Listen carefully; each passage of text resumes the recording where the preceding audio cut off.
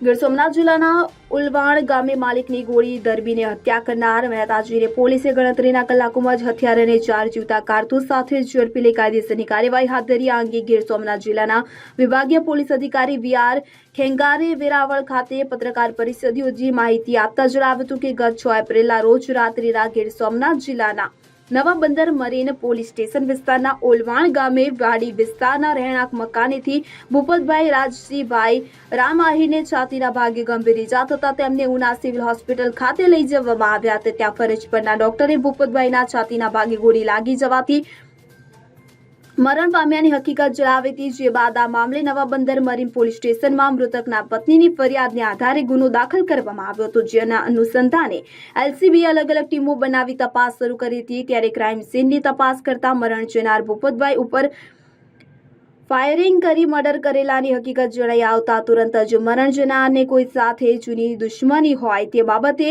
સત્તારોની તપાસ કરતા એલસીબી ગીર સોમનાથ ટીમને ખાનગી બાતમી હકીકત મળી હતી. જેના આધારે સત્તાર ભીમાભાઈ ઉર્ફે ભીમા કરસનભાઈ ટાફરિયા ગઢવીની તપાસ કરતા મજકૂર ઉના ખાતે તેના રહેણાંક મકાને હોવાની પાકી બાતમીના આધારે મજકૂરને તેના રહેણાંક મકાનેથી ગુનામાં વાપરેલ હથિયાર, દેશી પિસ્તોલ તથા જીવતા 4 કારતૂસ જેવા જીવલેણ હથિયાર સાથે રાઉન્ડ અપ કરી મજકૂરની યુક્તિ પ્રયુક્તિથી પૂછપરછ કરતા કબૂલાત આપી હતી. પોતે ઓલવાણ ગામે ભૂપતભાઈની જમીનમાં આવેલ પથ્થરની ખાણમાં મહેતાજી તરીકે નોકરી કરતો હતો ને એકાદા માસ પહેલા જ ખાણ પૂરી થતા છૂટો થયો હતો. આ મરણ જનાર ભૂપતભાઈ રાજસિંહભાઈ રામ પથ્થરની ખાણમાંથી ભાગીદાર હતા અને પથ્થરની ખાણ શરૂ હતી. તે દરમિયાન ભૂપતભાઈ હસ્તક પથ્થરની ખાણમાંથી પથ્થર ભરવા માટે ટ્રેક્ટર આવતા હતા અને ત્યારે ઉમાભાઈ ઉર્ફે ભીમાને તથા ભૂપતભાઈને અવારનવાર ટ્રેક્ટર ભરવાના વારા બાબતે તથા પથ્થરની ખાણના હિસ્સા બાબતે બોલાચાલી થતી હતી. તે મન દુઃખ રાખી ગત તારીખ 6 એપ્રિલના રોજ રાત્રિના ભીમાભાઈ ઉર્ફે ભીમાએ મરણ જનાર ભૂપતભાઈને ફોન કરી તેની વાડીએ ભૂપતભાઈ એકલા હતા ત્યારે તેની વાડીએ ગયેલા અને વાડીના રહેણાંક મકાને રૂમ ઓફિસ બનાવેલી હતી અને પ્રવેશ કરી ભૂપતભાઈની છાતીના ભાગે દેશી પિસ્તોલથી 1 રાઉન્ડ ફાયરિંગ કરી મર્ડર કરી ભીમાભાઈ ઉર્ફે ભીમો ત્યાંથી નાસી ગયો હતો. જે આરોપીને LCB parole furlough Gir Somnath તથા નવા બંદર મરીન પોલીસ સ્ટેશનની ટીમે પકડી પાડી પૂછપરછ કરતા મર્ડર કરેલાની કબૂલાત આપતા કાયદેસરની કાર્યવાહી કરવામાં આવી હતી. ત્યારે પોલીસે આરોપી પાસેથી દેશી પિસ્તોલ નંગ 1, જીવતા કારતૂસ નંગ 4, એક યામાહા R100 મોટરસાયકલ મળી 35,400 નો મુદ્દામાલ કબજે કર્યો. તો આરોપીનો ગુનાહિત ઇતિહાસ પણ જાણવા મળી આવ્યો છે. જેમાં પોરબંદર જિલ્લાના કોતિયાણા પોલીસ સ્ટેશન, જામનગર જિલ્લાના B division police station, Kutch જિલ્લાના Kandla marine police station, Una police સ્ટેશનમાં ગુનો નોંધાયેલ છે. આ સિવાય વર્ષ 1999માં ગીર ગઢડા પોલીસ સ્ટેશનના ફુલકા ગામે મર્ડરના ગુનામાં સામેલ હોવાનું પણ જણાઈ આવ્યું તથા ઉના પોલીસ સ્ટેશનમાં વિદેશી દારૂ કબજાના કુલ 3 ગુના આરોપીના નામે રજીસ્ટર થયા હોવાનું પણ પોલીસે જણાવ્યું હતું. કયું ગામ છે અને શું આખો ઘટનાક્રમ છે? નવા બંદર પોલીસ સ્ટેશનનું ઓલવાણ ગામ છે. એ ગામમાં ગઈ તારીખ 6ના રોજ રાત્રિના આશરે 9:9:30ની આસપાસ ત્યાં ઓલવાણની સીમ વિસ્તારમાં રહેતા ભૂપતભાઈ રાજસિંહભાઈ રામ આહીર એમના ઉપર ફાયરિંગ કરી, છાતીમાં ગોળી મારી અને એમનું મૃત્યુ નિપજાવવાની ઘટના સામે આવી. એ ઘટના જેવી ધ્યાને આવી કે પોલીસ તાત્કાલિક સ્થળ પર પહોંચી ગઈ અને આ ઘટના કઈ રીતે બની છે, શું છે, આમાં કોણ ઇન્વોલ્વ છે, એની પ્રાથમિક રીતે એમણે તપાસ પોલીસે કરી. એ દરમિયાન એમના પત્ની જે છે જસુબેન, એમના પાસેથી વિગત જાણવા મળી કે આ એક ભીમાભાઈ કરીને એક વ્યક્તિ છે એમણે અહીંયાથી જતા જોયેલો છે.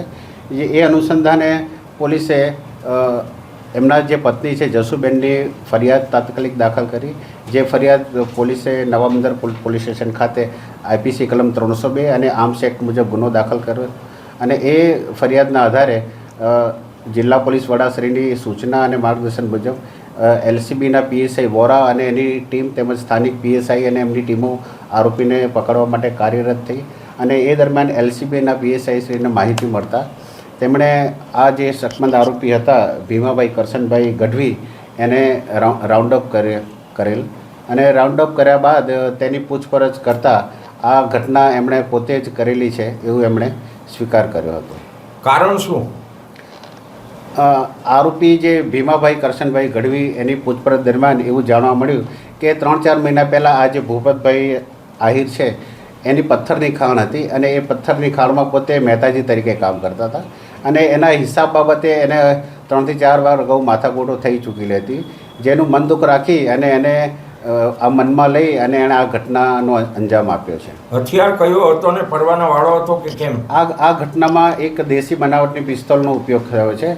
એ પરવાના વગરની હતી અને એની પાસેથી પોલીસે એ મુદ્દામાલ તરીકે કબજો કર્યો છે. તેમજ બીજા 4 જીવતા કાર્ટિસ પણ પોલીસે કબજે કર્યા છે.